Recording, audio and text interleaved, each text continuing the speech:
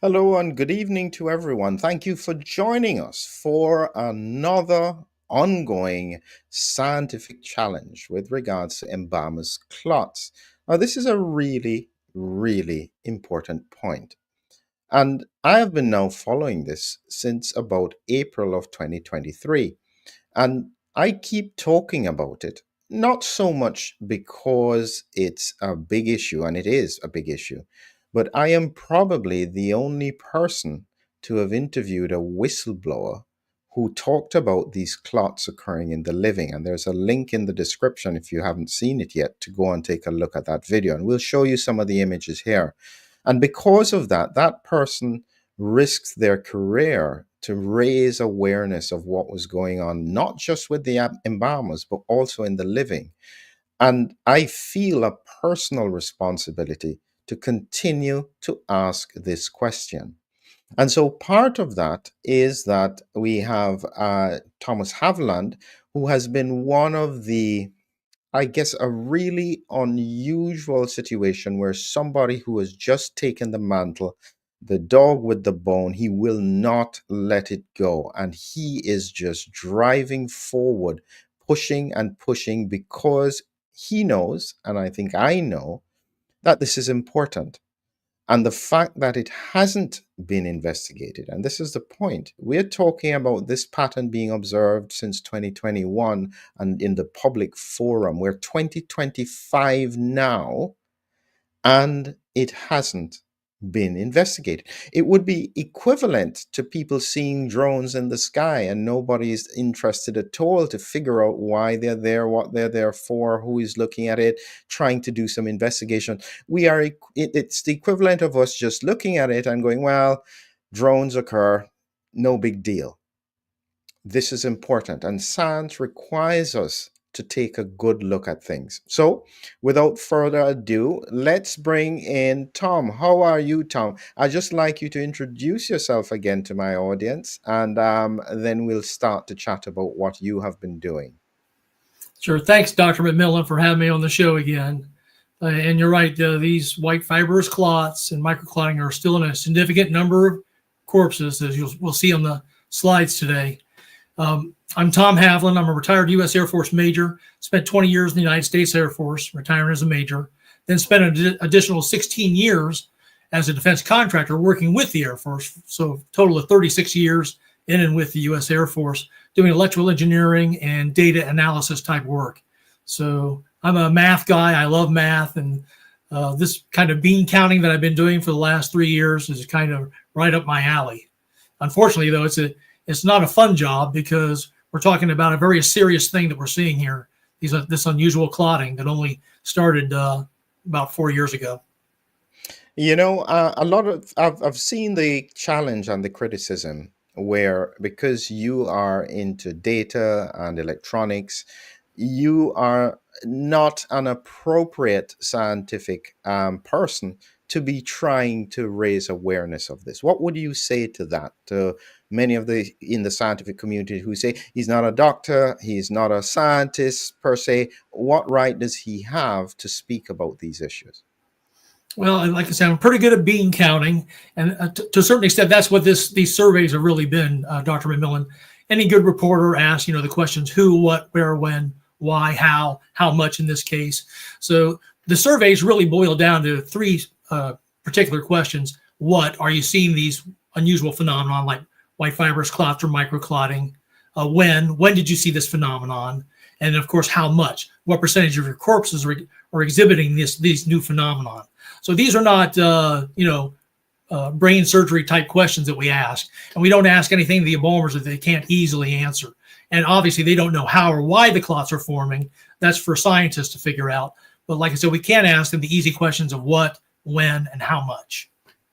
And one of the interesting things is that how did you even get interested in this topic? What was it about it that triggered your interest that made you start to look in more detail at it?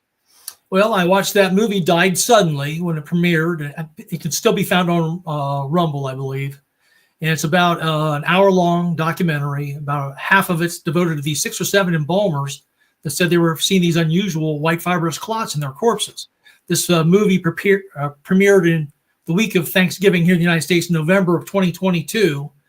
And I know there were some problems with that film, but there was an amazing statement made at the 13-minute and 15-second mark. An embalmer from the state of Indiana, Mr. Wallace Hooker, was lecturing at an Ohio Embalmers Association conference in Columbus, Ohio on the 26th of October in 2022. And he was lecturing to a room full of about 100 embalmers. And he showed them photographs of these white fibrous clots that he'd been pulling out of his corpses for about the last year or so at that time.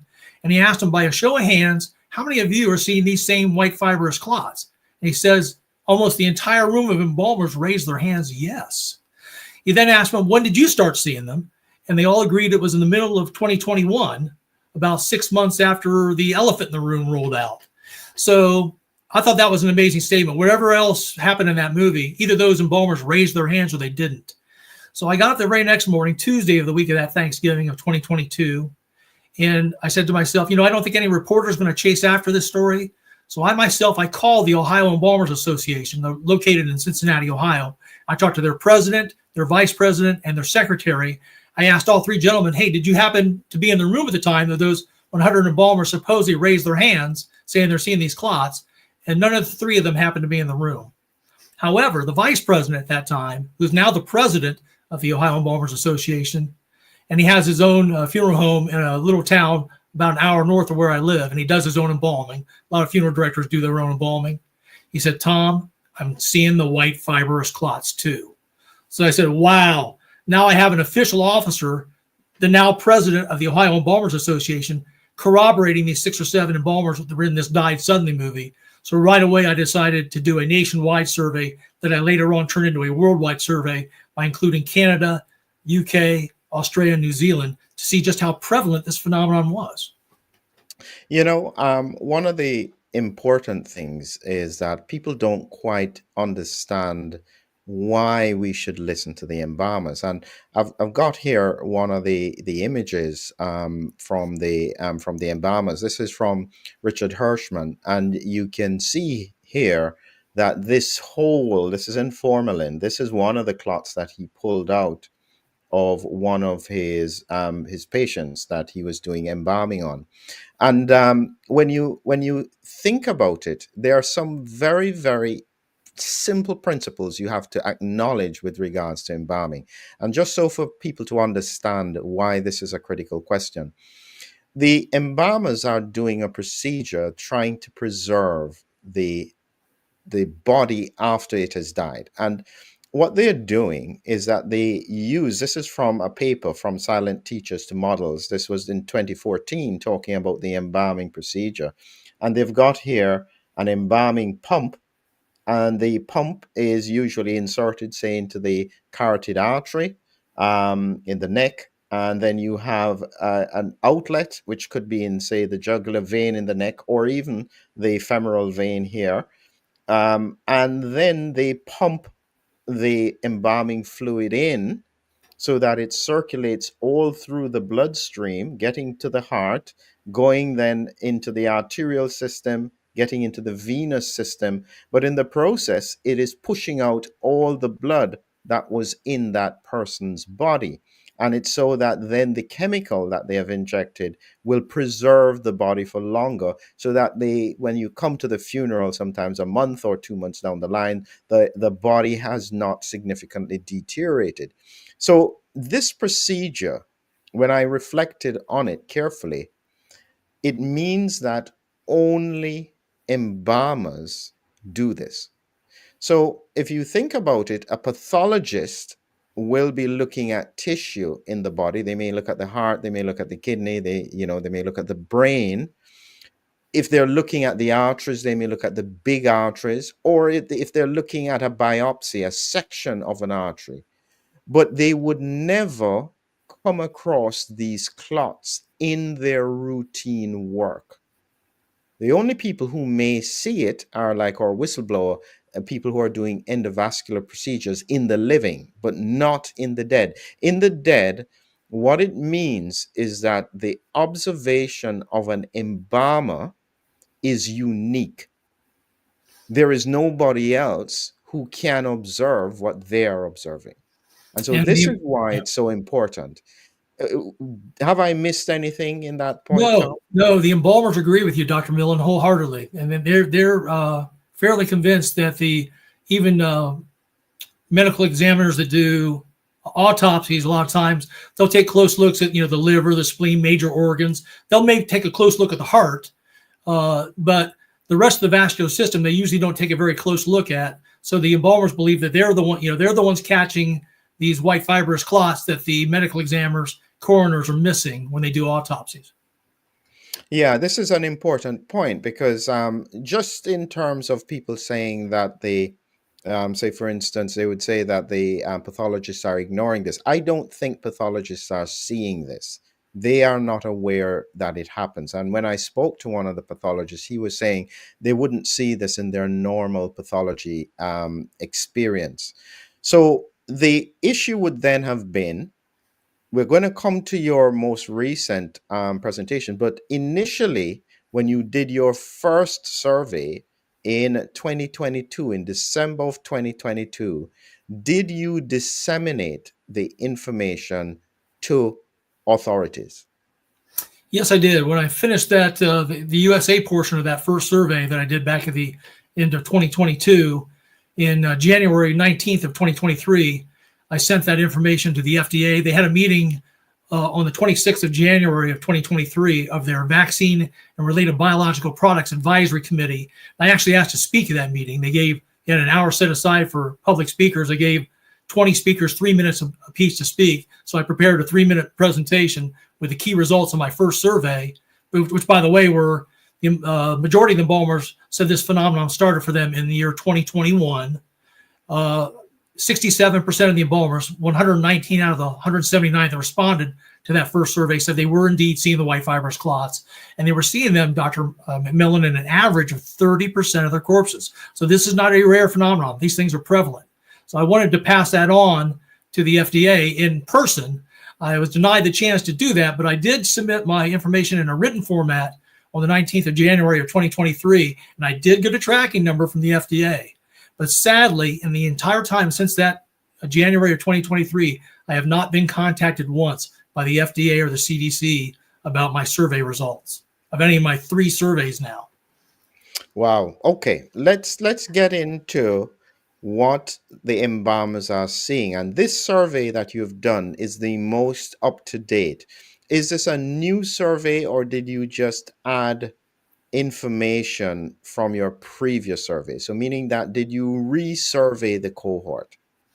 I resurveyed the exact same audience. I sent this survey out to the same 50 national, regional, and state funeral director associations and the same 1,700 funeral homes around the world. However, I did switch up the questions this time and put some new questions in there to try to get some more insight, Dr. McMillan, into this reluctance that embalmers and funeral directors and funeral director associations still seem to have to want to talk about this issue. So I actually devised some questions to try to pull on that thread a little bit and see what was going on there.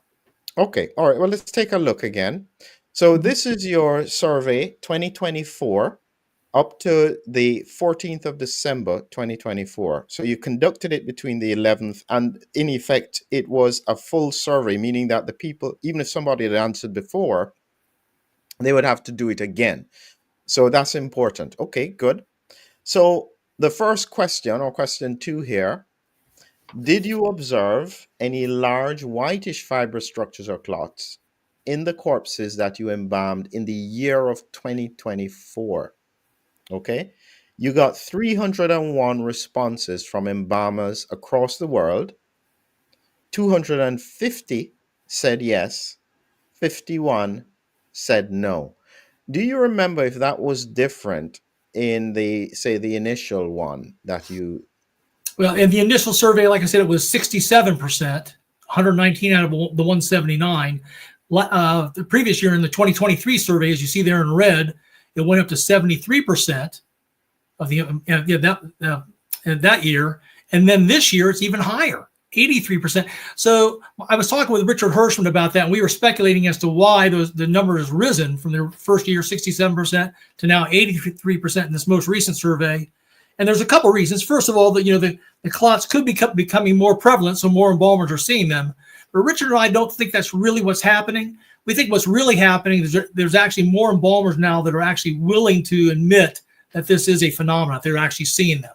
And maybe in the early years when they first responded to the survey, they were a little afraid to do so because they might be accused of, conspiracy theory, that kind of thing. But now, now we're into year 4 of this. I think the embalmers may feel more comfortable about admitting, oh yeah, I'm seeing these white fibrous clots too. Yeah, that's an important point. And isn't it worrying, Tom, that everybody is so afraid? Granted, you're in the military, and so you would know that there are some things that you just can't say or do in the military. Isn't that about right? Yeah, but as you mentioned earlier, if the embalmers and the funeral directors and vascular surgeons and endovascular specialists are the only ones seeing this phenomenon, and then they fail to talk about it, then the rest of the world doesn't know what's going on. That's a very good point. Really good point. Okay, question 3. What percentage of the corpses in 2024 that you have embalmed have had large whitish fibrous structures or clots? So, of the 250 who had seen them, oh no, actually, this is of all 300. All 301, right? 43 of the embalmers said they saw none.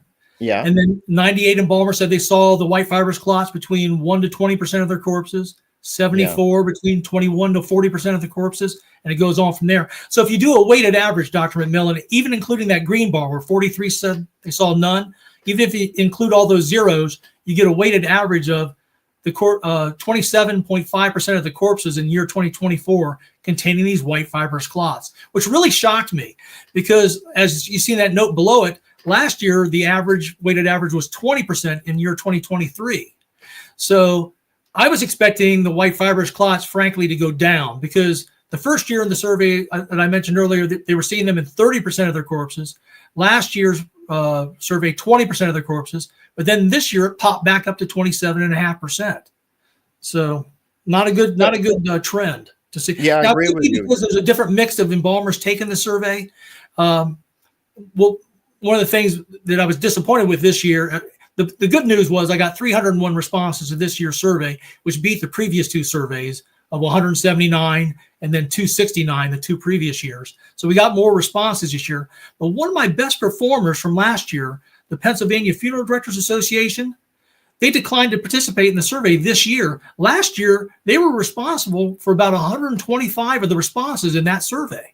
So I lost all 125 of those responses from that state. And what's really perplexing, Dr. McMillan, is their president of that Pennsylvania Funeral Directors Association admitted to me himself that he's been seeing unusual clotting in his corpses. Let me read to you real quick what he said to me. I won't mention any name, but let me read to you what he said. This is a email dated 20th of November. He says, "Hey, Tom, I'll see what I can do." And he's talking about, he's trying to get his executive board to agree to submit the survey to all the membership of their Pennsylvania Funeral Directors Association so they can take the survey again this year like they did last year. He says, "I was one of the embalmers who responded to the survey last year regarding the clot situation, so I do recognize this to be a current situation. I see," and he mentions another gentleman's name here on this email, "and he and I do quite a bit of chatting together about it. As I do help his firm while he's away, so I do see the same things that he's experiencing. More concerning for me is the poor distribution that I've been experiencing to extremities, clots aside. Nearly every person that I embalm is not getting good distribution to one or both of the hands below the elbow, something I have not seen in the past." So I was just flummoxed that here the president of the Pennsylvania Funeral Directors Association is admitting that he is seeing unusual clotting in his corpses, yet the association doesn't want to forward the survey out again this year so Pennsylvania embalmers can respond. Very, very bizarre behavior. Yeah, I agree with you. These are concerning signs. And as I said, when I think about from even a whistleblower point of view, my whistleblower is still anonymous in the, and so that indicates that people are afraid to talk about it. But I'm sure that's one of the questions that you have asked. Okay, let's look at question 4. Did you see the large whitish fiber structures in a higher percentage of corpses in the year 2024 than you did in 2023? So less clots is 59 embalmers. So that would be about 20%. About the same was probably about 50%. Correct. More is slightly less than 20, and saw none in that period is 40 embalmers. So again, overall, the trend seems to be about the same or slightly more. I'm just looking at this here. What did this look like compared to the previous survey? Yeah, this was just another way of trying to check that previous question about whether the percentage of corpses with the white fibrous clots is going up or down, recognizing that I was going to get a different mix of embalmers, which is exactly what happened, right? I got almost no responses from Pennsylvania this year on this survey like I did last year. But fortunately, I was able to more than make up for that because other states like Florida, Louisiana, Tennessee, Texas, and Utah actually gave me a lot more responses than they had in previous years. In fact, the president of the Tennessee Funeral Directors Association, Mr. Taylor Moore, invited me to come speak in front of his embalmer group next year at their annual convention. So And can you just show us one of, I think you have one of those clots present with you, just so in case people have never seen them. yeah, I've got kind of poor examples right now because I had the really great examples in these tubes, and I gave my best examples to Tucker Carlson about 3 months ago. I actually put a vial of those in his hands and those in his hands of his producer. But these are the clots we're talking about. The skinnier one here that's white that I'm kind of jiggling, that one is more whitish in color. But then this other one here is a little darker in color because if the blood doesn't get all the way washed off, and then it gets in the formalin, it can actually start to stain the clot. So this clot, actually, this darker one looked white as well when it first came out, but then it kind of got dingy over time in the formalin. But yeah, and usually, like I said, I have this vials like this, and it's just stuffed full of one giant clot. These things can be 6 to 10 inches long on average. You showed the one earlier from Richard that was like 19 inches long. Yeah, so these are quite significant things. Okay, let's move on to the other question here. Question 5, do other embalmers that you talk to say that they are seeing large whitish fibrous structures or clots? So this is more, I guess, a question as to when they speak to other people, what do they say? So 185, so that's more than 60% of them said yes. About 20%, a little less than 20% said no. And then another slightly over 20% don't talk about this. But what does this mean in red that you've got here? It tells me, and I would think you probably would draw the same conclusion as well, Dr. McMillan, that when the embalmers talk to each other, most of them are indeed the embalmers they talk to say, yeah, I'm seeing the white fibrous clots too. And they're willing to talk about it to each other in private, but then they don't want to talk about it in public. Because as you know, other than Richard Hirschman, John O'Looney, and just a few others, very few embalmers have come out and talked about this publicly. So there's still this, they're acknowledging behind the scenes, behind the curtain, but then they don't want to come forward and publicly talk about it. And as you saw at the bottom of the slide there, I mean, some of them even said, we just don't talk about this period. I mean, what's going on there? Are they not interested? Are they afraid? Have they been given instructions by their funeral directors not to talk about this topic? One of the things that I would say, Tom, it's easy sometimes for the general population to make a judgment about this. But as I say, that when you think about people in all sectors of life, whether or not they work in retail or if they work in insurance, if they work in health, they are seeing all the time issues that could be serious. And they have to ask themselves whether or not they speak about those issues. And if they don't, it indicates that very rarely do you find people coming forward as a whistleblower because it comes with a cost. And not saying that it's right, but I'm just saying that it's important for people not to judge others based on how they respond in this very, very dangerous, toxic situation where it isn't safe for people to say the truth. Yeah, you reminded me, I think it was a few years ago, there was a car company that was having problems with its airbags. And I think they tried to keep that on the lowdown for a while. Meanwhile, airbags were not deploying. People were getting killed, when they were getting in accidents. And then it finally came forward after a while. But had people spoken up earlier, then they could have fixed the airbag problem, done a recall, and got that situation fixed before more people lost their lives. Similar to what we're doing here, right? If more embalmers would come out and speak out publicly about what they're seeing in the veins and arteries. Remember, these white fibrous clots, embalmers prior to 2020 hardly ever saw clots on the arterial side, just on the venous side. But with these white fibrous clots, they're seeing clots, many on the arterial side as well. So something new and unusual is definitely up here, and we need more embalmers and funeral directors to speak out about it. Okay. Next question you had here was about microclotting. And you said, and this is to embalmers, did you observe any microclotting in the corpses that you embalmed in year 2024, as evidenced by the appearance of coffee ground or dirty blood in the drainage? And so it's important to highlight that this is not typical that they observe in corpses when they're doing in the embalming procedure. And 78% of them said yes, 22 said no, which is about the same as 2023, even though you have a slightly different cohort of embalmers. Any thoughts about that? Well, just to remind the audience that, microclotting, we think the white fibrous clots are causing strokes and heart attacks, but the microclotting can be just as dangerous, Dr. McMillan, because, as you know, it occurs at the capillary level. It can block the exchange of oxygen at the lungs and then the carrying of that oxygen to all your major organs of the body, including your brain, your eyes. You have very small blood vessels in your eyes, for example.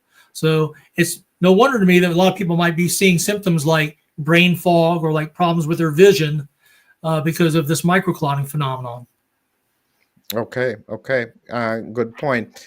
I jumped one question here, but I've gone to question 8. Have you ever watched any online videos like Died Suddenly, the YouTube, or read articles concerning these large whitish fibrous structures or clots?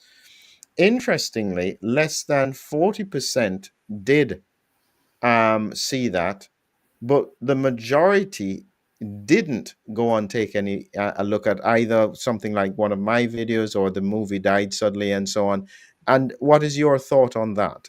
Yeah, right before we go there, the slide that we skipped, by the way, we asked again the embalmers, what percentage of your corpses did you see with the microclotting phenomenon? Yeah, question 7.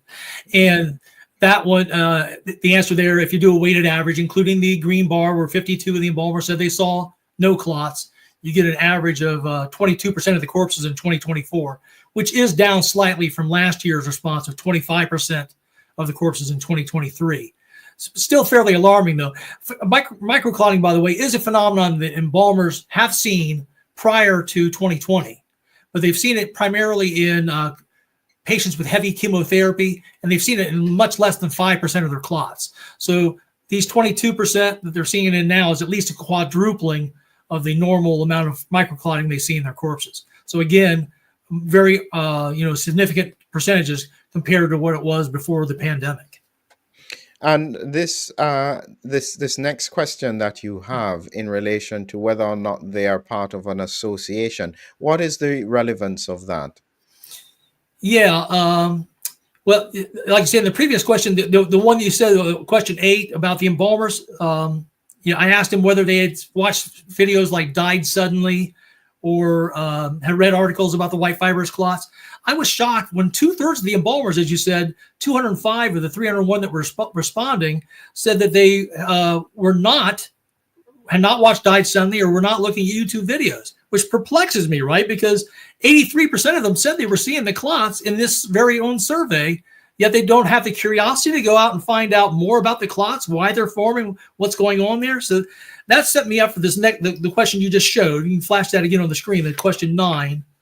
We asked them, are you a member of a professional embalmer or funeral director association?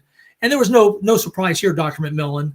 Over 80% of the embalmers are members of either a embalmer association or a funeral director association. And I really asked them that question to kind of set them up for the next one. So if you want to go to question 10. Mm-hmm. In question 10, we asked them, has your professional embalmer or funeral director association ever discussed the large whitish fibrous clot structures? Look at that green bar. Less than 20% of the funeral director associations are talking about this. Only 52 of the 301 embalmers responding said that their funeral director association talks about this, unusual white fibrous clots or the microclotting. So it's very bizarre, like I said, and that's in spite of the fact that 83% of the embalmers said they're seeing the clots. Now, I know from talking to one of the embalmers for the BIE in your country, the British Institute of Embalmers, he raised at their annual meeting this year in person when they had their gathering. He said, hey, are we going to do the embalmer survey that this Major Haviland is going to be submitting here in November of 2024 for us to take? And in front of the entire group there, the leadership decided to table that as opposed to making the decision right there in front of their membership. They said, we'll take it back to our committee and decide later on. Well, a few weeks later, they decided that they were not going to participate in the survey. So unfortunately, and they did that, not in the presence of the whole body of embalmers that was there at the meeting. So it just disappoints me, Dr. McMillan, because if you look at the British Institute of Embalmers' own website, you'll see that they have a code of ethics on there. And key point number 4 in their code of ethics says that if they see anything unusual going on in embalming, and I think you've mentioned this before in interviews you've done with Richard Hirschman, for example, when they find a body that's riddled with these clots, it lengthens the time that it takes to do an embalming from about an hour and a half to now about 2.5 hours. So it's definitely affecting embalming, if not just for the sheer fact that it's requiring the embalmers to spend more time with the body, going into different injection site points. So the fact that these funeral director associations, these embalmer associations, these vascular surgery societies are not looking into this, I think violates their very own code of ethics, their very own mission statements, what they're supposed to be doing. So I put the blame not just on the CDC or the FDA by not having interest in this. I also put blame on a lot of these funeral director associations and vascular surgery societies for not doing investigations themselves. Yeah, that's a very important point, and it is a hard call out. And I've said this. I was trying to think of if there are any other answers that you can come up with. There are 3 options. It seems they are either negligent, incompetent, or complicit. Is there anything that I have missed out there? Is that too harsh a list? No, I cannot think of any benign, innocent explanation for their lack of participating in these surveys. Either participating in my survey, either requesting that the FDA and the CDC do something, or doing the surveys themselves as organizations. So I'm with you, Dr. McMillan. Well, I spent quite a bit of time reflecting on the science around it, and we're going to look at some of the embalmers clots. But um, one of the things that came up in the thinking, and this is now where if you haven't seen this video, the link is in the description, which is about the fact that are embalmers clots occurring in the living. This one is only available on Substack if you want to watch it. This is the whistleblower. And just a pause here just to make sure people are aware that some of the images here could be a little bit gruesome. So if you can't handle looking at images of clots and so on, please just temporarily look away now. But importantly, in this here, this is the whistleblower showing one of the abnormal clots. This is a big one that he has pulled out of the clot in a vein, a deep vein thrombosis. These are some of the clots. This is looking at a pulmonary embolus that they pulled out. These are some other clots that they pulled out. So there are lots of images here of the clots that they pulled out in the living. And so the importance of this is that it's highlighting that this is not just occurring in the dead. This is occurring as well in the living. My scientific explanation for it is that, firstly, this is not happening just randomly to everybody. Okay, that's the first thing. I think that people have to be pretty sick. And so this is why I think embalmers are seeing them, because the people who are sick they either die or they need a major procedure done in order to remove this clot. So similar to what my whistleblower was saying, the people who are likely to be seeing this are people in cath labs, pulling out a big clot from a vein. They're doing what we call embolectomies, where they pull out these really big clots. Now, you could ask, are they actually spending any time looking at the composition? Based on what the whistleblower said, everybody sees that they're abnormal and everybody recognizes they have never seen anything like this before. He was just one lab in one location. And I can't believe that everybody else is not seeing similar things. Now, it is possible, but very unlikely. Now, on balance, I have had a further input from a radiologist who does do elective procedures, and he was looking out for clots. So he was different in that he looked, he observed, he had seen the presentations. He was saying, let me see if I can find it. And what he said was that he was not finding these clots in elective procedures. So this then confirmed to me that for this to occur, I really do think it is a significant event. So these patients, what I would love to get is from the patients who survived it or from the patients who had died and their relatives knew the symptoms. What was the trajectory of symptoms prior to the event, prior to either death or needing the intervention? Were they unwell for a week? Were they, what was it about their symptoms? Because based on what I see from a research point of view, some people would say it's the virus. Some people would say it's the vaccine. As I've said on many occasions, I'm in the middle. I think it's occurring in people who are immune primed and then have a reinfection. And this is an autoimmune mechanism. That's the way that I think. And this is why we would either see these clots in very sick people or people who have died. But whichever way we take it, there is no excuse for not investigating it.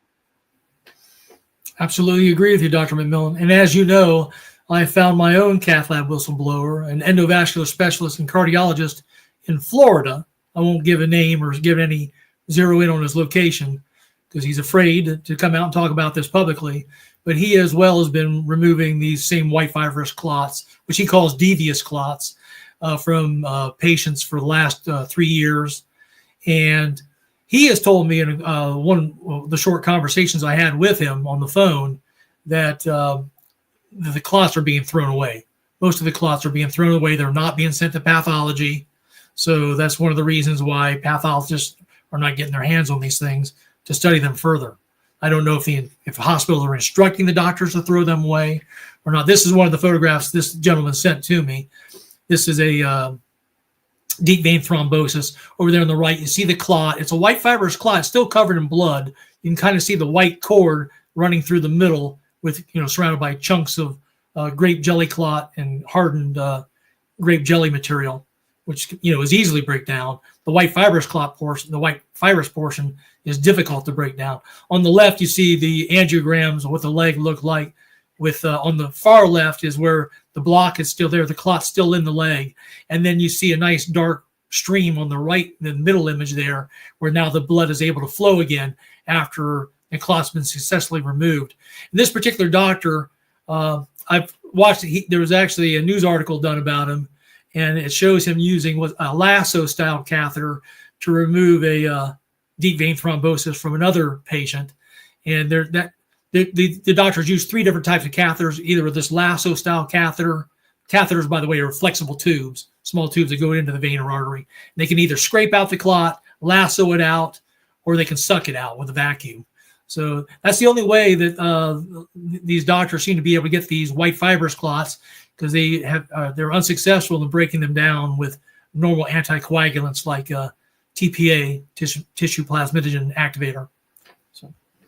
Yeah, and it's important to know that for people who are watching, scientists are looking at this and they have been investigating it. I think, again, it just shows you the toxicity of the scientific environment at the moment, that these scientists don't feel comfortable to do this kind of research and publicly state who they are. So they are doing this work quietly, trying to get the research done without identification of themselves, because they suspect that if they are known, they're going to then be targeted, which is really, really sad, really, really disappointing. But just to give you an example of four of the clots that they did a full analysis on, one was a female teenager, and the primary protein that they found in it was hemoglobin, and then second in line was fibrinogen, and so on. And this is not blood, but the actual hemoglobin protein that's in it. Another one was a 25-year-old, and again, the primary protein was fibrinogen with hemoglobin, and then myeloperoxidase. I think all of this is suggesting that this is more autoimmune, especially with the myeloperoxidase. This was a 40-year-old, again, lots of hemoglobin, beta and alpha, with fibrinogen. These are the three main things that seem to be in these clots. And then you have here a 70-year-old man, and he primarily had fibrinogen and hemoglobin as well, and fibrinogen alpha as well in these clots. So this is something that is being looked at, but as I said, the scientific community is still afraid to talk about this. And this is one of the reasons why, this is what, year 4, and this still sounds like a conspiracy. How does it make you feel when people are telling you that this is rubbish and this is just all conspiracy? Well, it's hard for them to deny it, though. When we have photos after photos after photos of these white fibrous clots, from embalmers after they've been removed from corpses. I showed the vials, earlier on the program. And there's actually video footage of the embalmers taking the white fibrous clots out of the person's carotid artery, for example. So that doesn't bother me too much because we know it's happening. And like I said, these surveys, 83% of the embalmers responding to this year's survey said they are indeed seeing the white fibrous clots. So I'm confident, that we've can debunk those naysayers. But you're right. What's really serious about this, Dr. McMillan, is this could be a very serious issue because, as you know, you talked about a year or so ago, maybe even less than that, with Dr. Risa Pretorius and Dr. Robin Rose.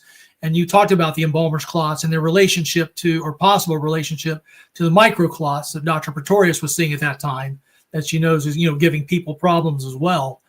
And Dr. Risa Pretoria did a couple papers where she used thioflavin T testing to determine for sure that the microclots are made of amyloid material, misfolded, misshaped proteins, as those, pie charts that you showed talked about fibrinogen, for example, maybe misfolded a spike protein as well being involved in there as well.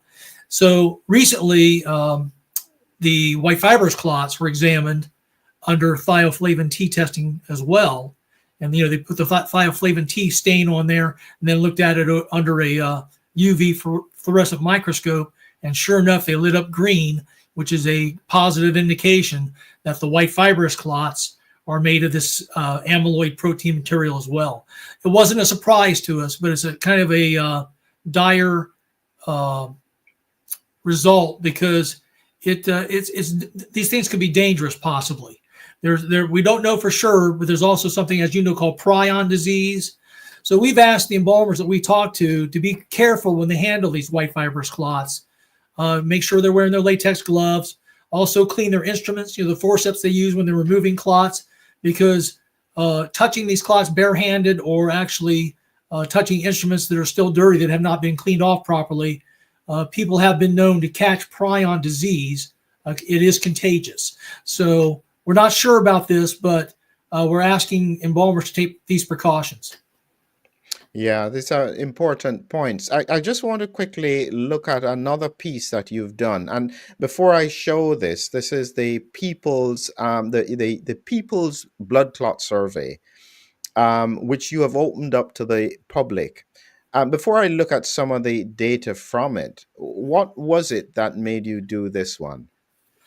I hadn't planned on doing it, Dr. McMillan, but as I said earlier, I tried to run a cath lab worker survey after I ran into my whistleblower and you ran into your whistleblower that both worked in cath labs that said they were seeing and pulling these white fibrous clots out of the living.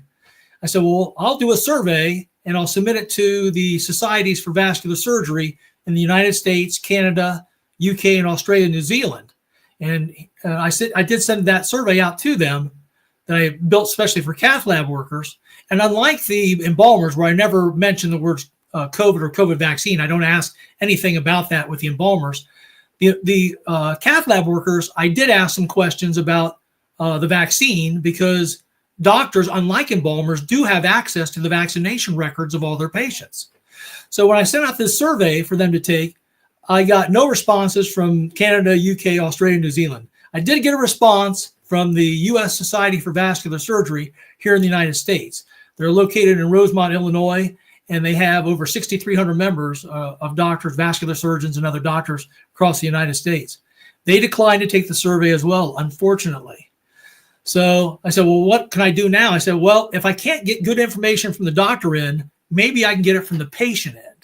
So I developed a People's Blood Clot Survey for 2024 that I advertised on Dr. John Campbell's show and also another show called Redacted News with Clayton Morris. And I thank them for doing that.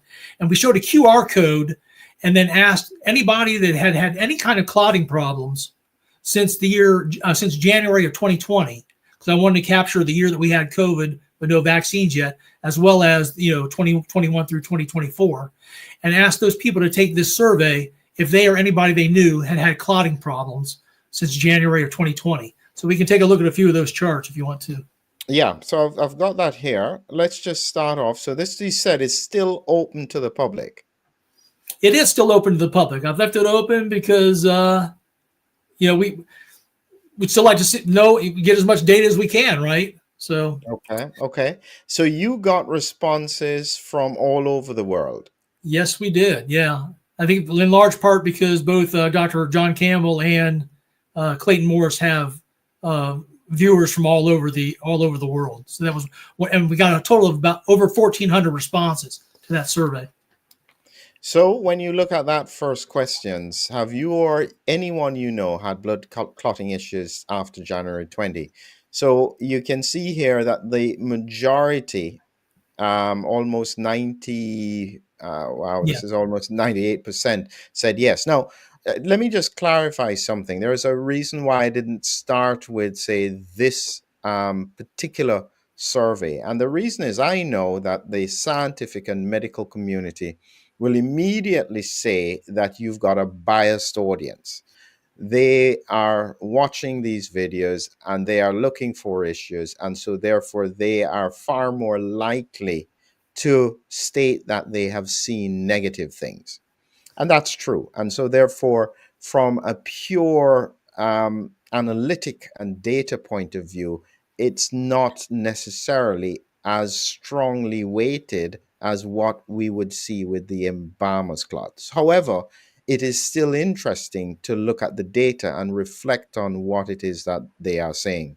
So yeah, and as you can see, there'll be a few questions as we go through this that actually give me an indication that these people are answering the survey honestly because they're matching what the CDC is saying. Okay. This one, that first question, I didn't expect anything different because that was the purpose of the survey to answer it if you or anybody you knew had clotting problems.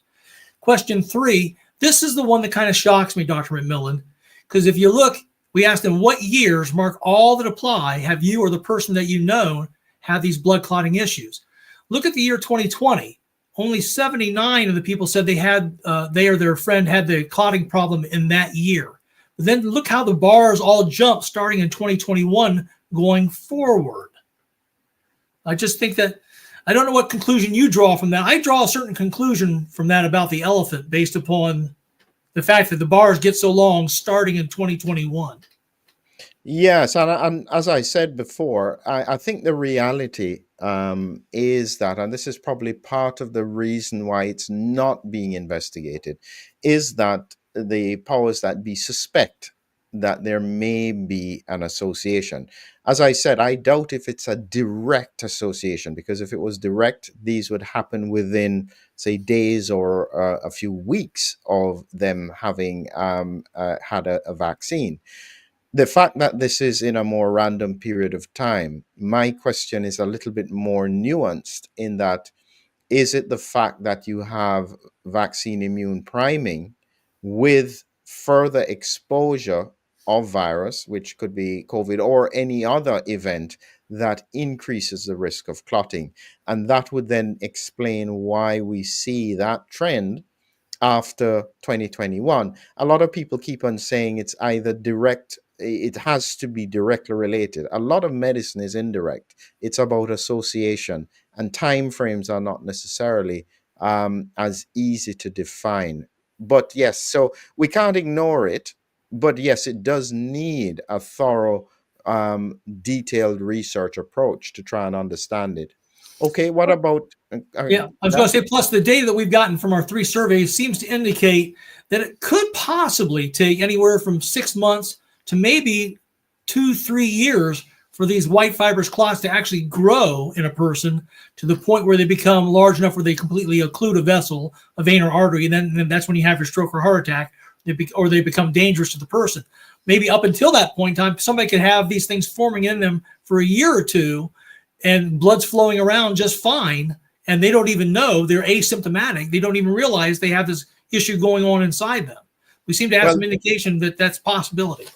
Well, that's part of the reason why I found the input from that independent radiologist so valuable. And also by the fact that we do a lot of angiograms for various conditions. And the angiograms will very often pick up a major clot, unless it's, say, for instance, lying against the blood vessel wall. And then, like a cast, as Dr. Shetty had said, then Right. it would be very difficult to see. But in terms of the actual major clots, the really big clots that, say, for instance, were pulled out from the whistleblower, or Mm-hmm. the really big ones that the embalmers may see just after death, I think that from a clinical perspective, it suggests that that is a relatively acute presentation. And acute, I mean within probably weeks. And again, I everything that I look at here points to an autoimmune kind of phenomena, because these white clots can occur. And I put this in the presentation. The example, the prototype disease, is heparin-induced thrombocytopenia, an autoimmune disease where the platelets get hyperactivated and they make the blood stick together. And that is usually, again, a relatively quick onset. Within a week, the patient is unwell, then they have these major clots, and then they could die from it. That's my clinical analysis of it. Not saying that it couldn't be anything else, because so far everything has surprised me in this whole journey. I love the fact that you're input, because yet we don't know, right? The data indicates some things, not others. So there's still a little bit of a mystery going on here in terms of how quickly or how slowly these white fibrous clots can form. So yeah, that's why more scientists need to be looking at this. And like you say, just the small team that you and I are in touch with that have been looking at this, but they're afraid to come forward because people will lose their jobs at universities if they start talking about this. It's just a darn shame they can't do this and talk about this and investigate it in the open, and then invite other researchers around the world to try to duplicate their experiments. There's plenty of white clots available, samples that they could be looking at and testing. They just have to ask for them. Richard Hirschman and other embalmers will supply plenty of samples to them. They just need to get the curiosity to do this. So, Excellent. yeah. So, in question 4, did the person with the clots take the vaccine? Now, this is a leading question. Why did you include this one? I did because, well, like I said, unlike I, I wanted to know this because I'm actually trying to determine whether or not there's a possibility that the elephant in the room could be, responsible for the clotting situations that the people are having. So I think it's an important question to ask, right? Whether the person has taken the vaccine or not, and try to tie that to what percentage of people are seeing unusual clotting since January of 2020. But this really isn't that surprising because, like here in the United States, according to the CDC, 80% of adults over the age of 18 took at least the first couple of jabs back in 2021.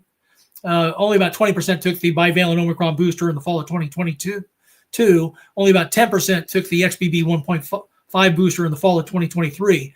So I expected to see a longer bar for yes in that question forward, simply because of the fact that I knew that 80% of the adults, and at least in my country, and maybe even higher amounts in other vaccinated countries around the world, 80 to 90%, in some countries, took the COVID vaccine. So I expected that bar to be in the 80 to 90% range. So that bar really wasn't a surprise to me. But I wanted to ask the question anyways to see what the results would be. In question 5, what years did the person with the clots take the COVID vaccine? And again, you can see this downward trend. Now, this here actually does have a very important clinical relevance. And as I said, I'm trying to get some data analyzed with regards to Norway. I've looked at the ONS data with the UK. And one of the questions that I'm trying to get an answer to is, did people not take further doses of the vaccine because they had adverse events? A very important point. Meaning that if you'd taken two and you were fine and a booster came along, why wouldn't you take it?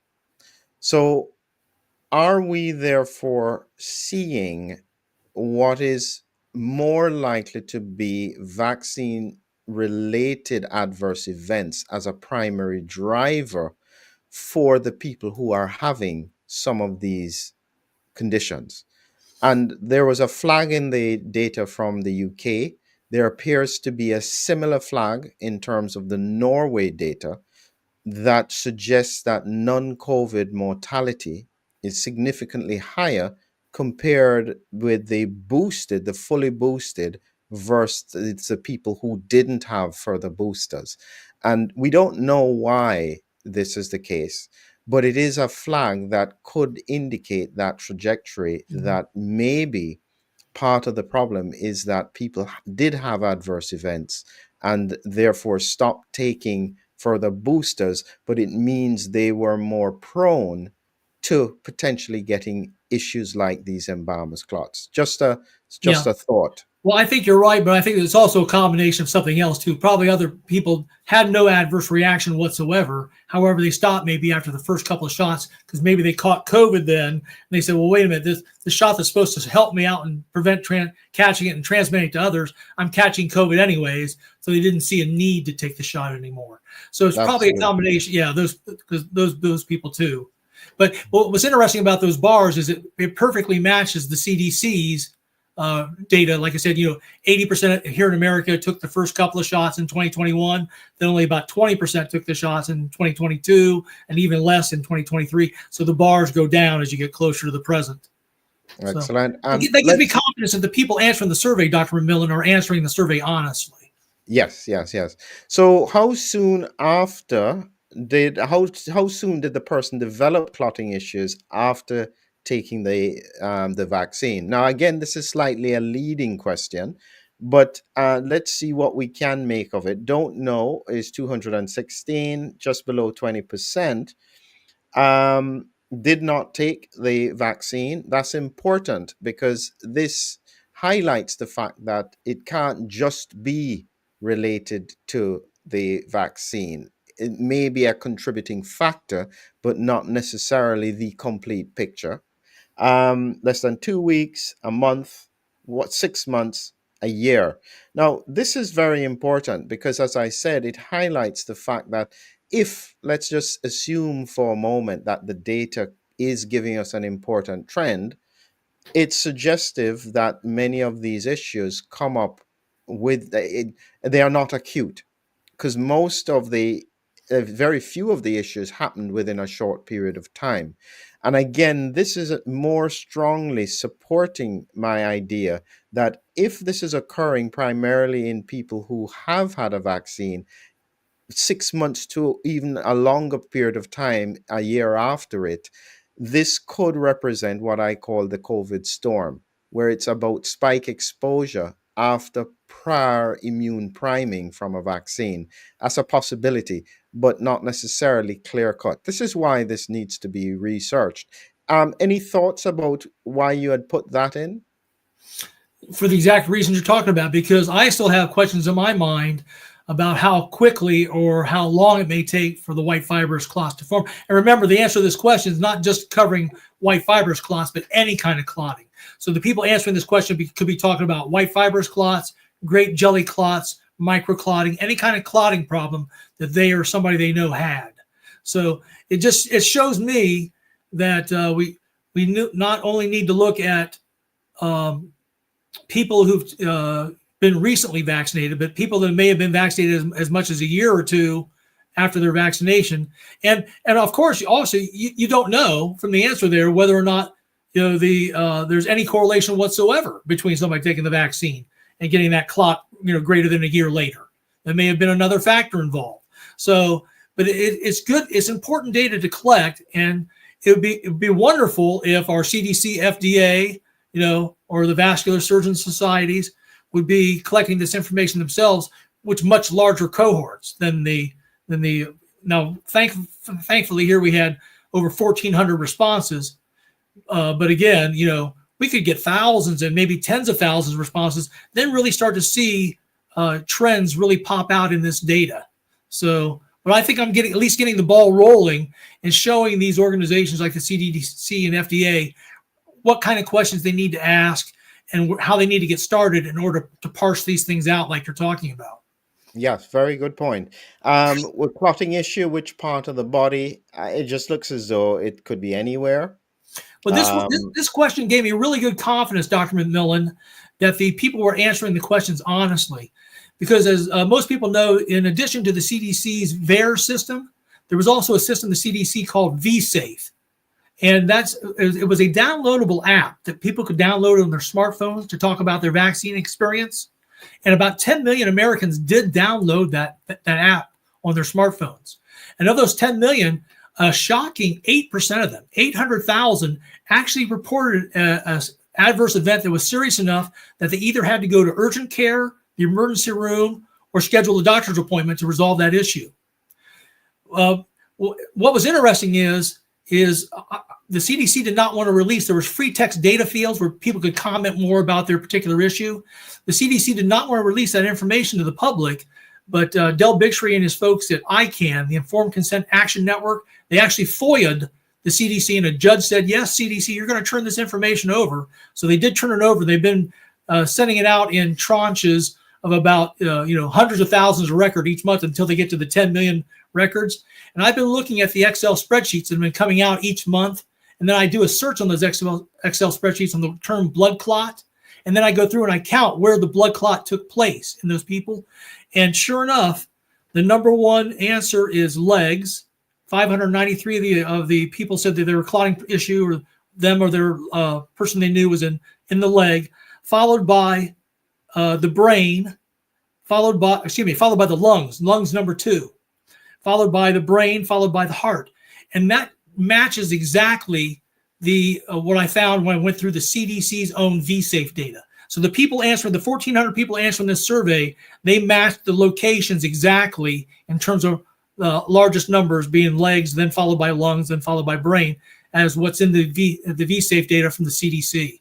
So that, again, gives me great confidence that the people answering the survey were indeed answering it honestly. Excellent. Good point. Good point. Okay. Question 8. How was the blood clotting issue resolved?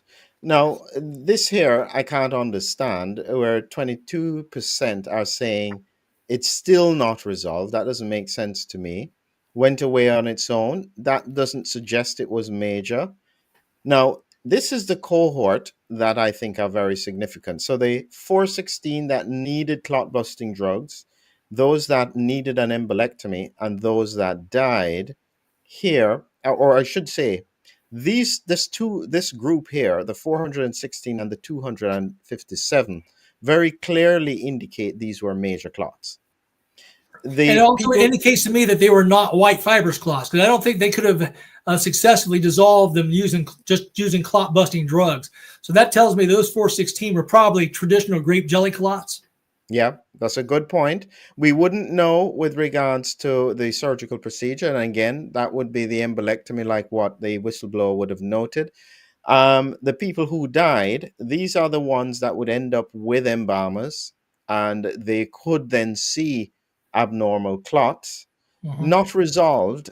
Doesn't suggest that it's a major clot, because a major clot will almost always be treated aggressively. And so I'm not sure what these were, and again went away on its own. Suggests that it couldn't have been a major clot. Major clots usually need anticoagulation.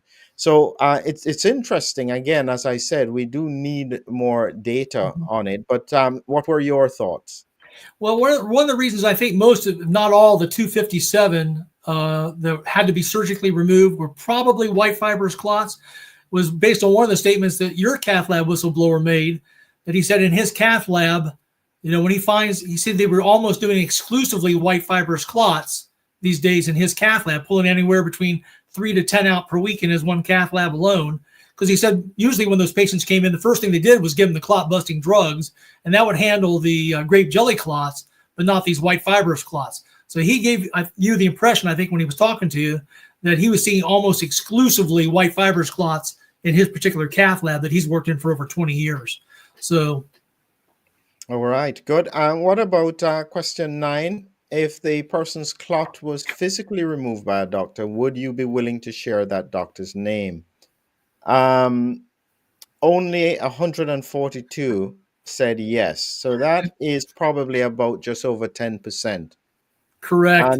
And I think I can understand why, because if they shared the doctor's name and the doctor was asked, it would then raise an issue if this patient is then going to see that doctor again. And so I can see that people don't want to share that information. And I guarantee you the doctors probably wouldn't want them to share it either.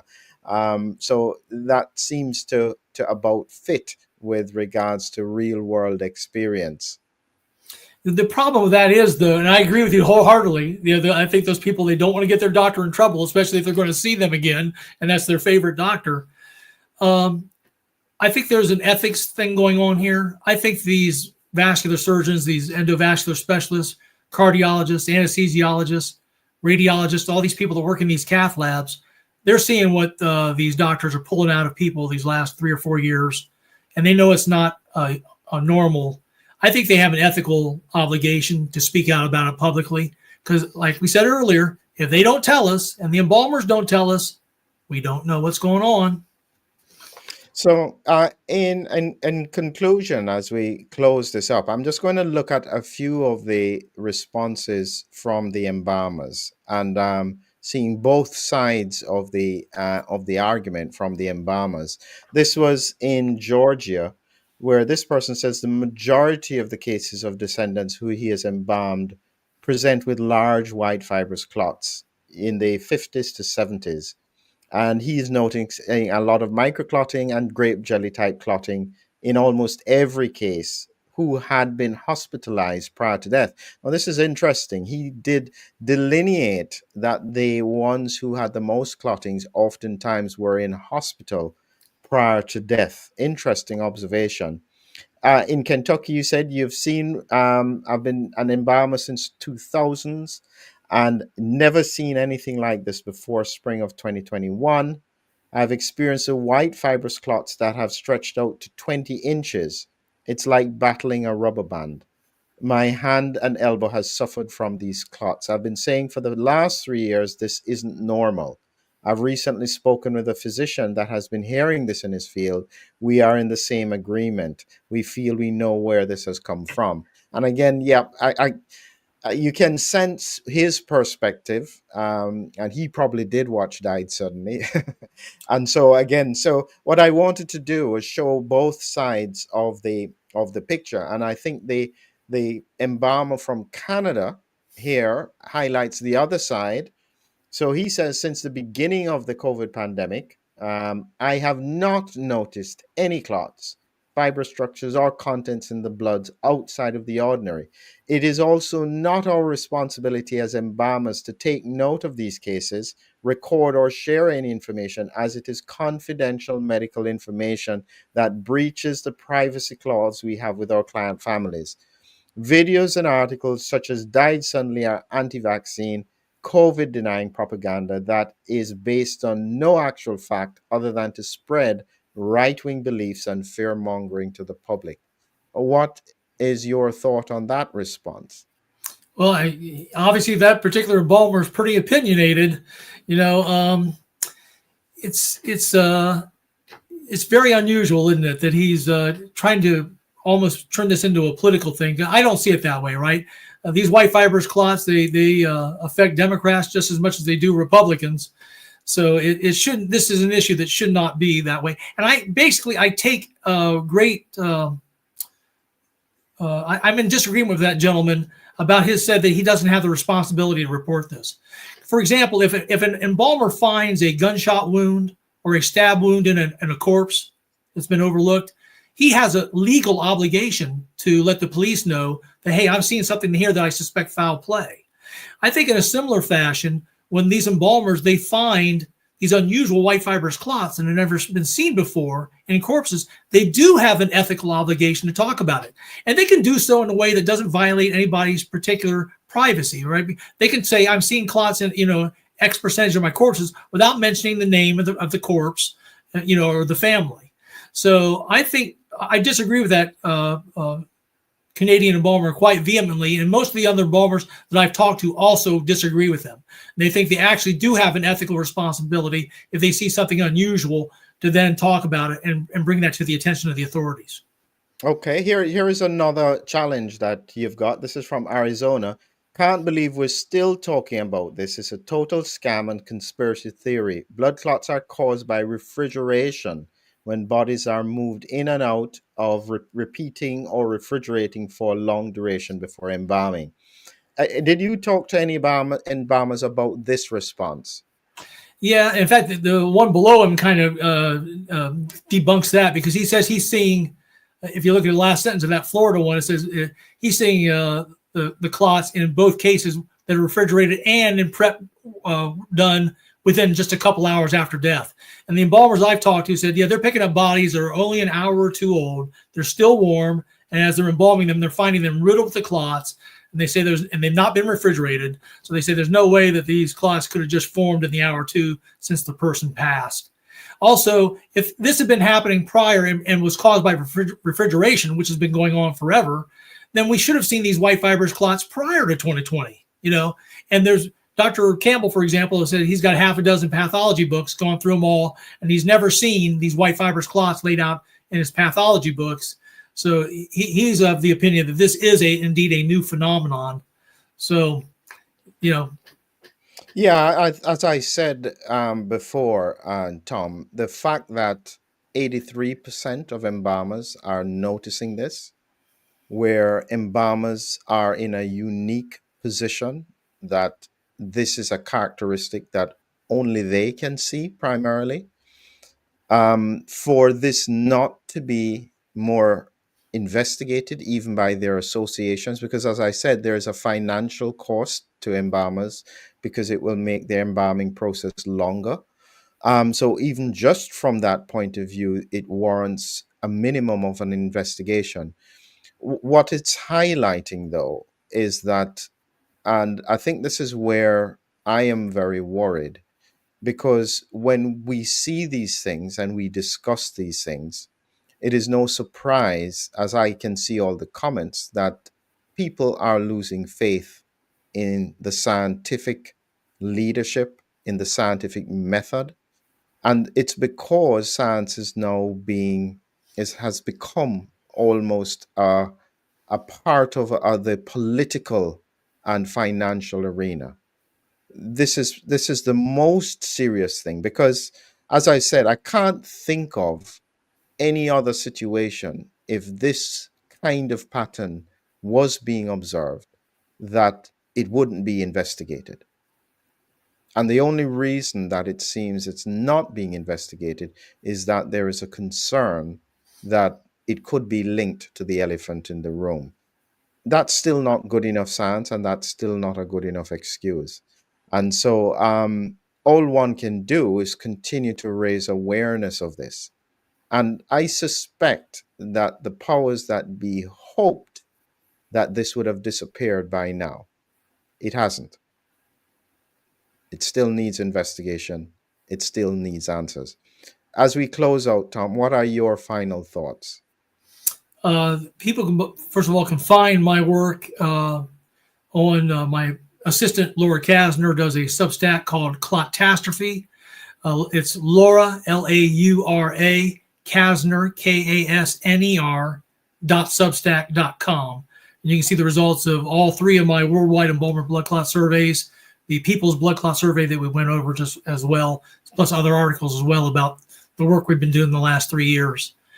As you just mentioned, Dr. McMillan, though, that the biggest plea I have is for the CDC, FDA, NIH, and I've actually already sent the results of this most recent survey, the 2024 Embalmer survey, to those organizations. I also CC'd Robert F. Kennedy Jr., Dr. Jay Bhattacharya, yourself, Dr. Peter McCullough, Dr. Ryan Cole, Dr. Pierre Corey, Steve Kirsch, the people that are working this issue on our side to bring attention to this.